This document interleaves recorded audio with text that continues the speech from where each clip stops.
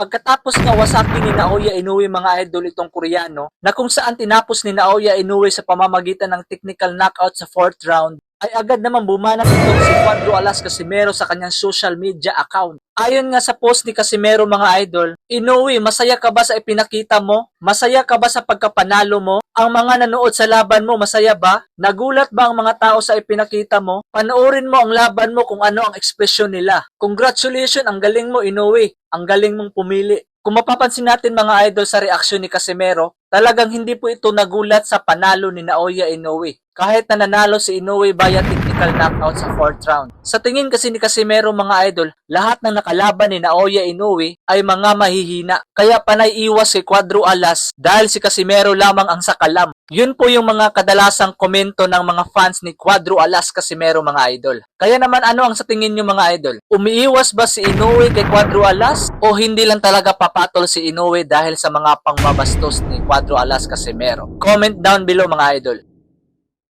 Wow Highlights TV. God bless.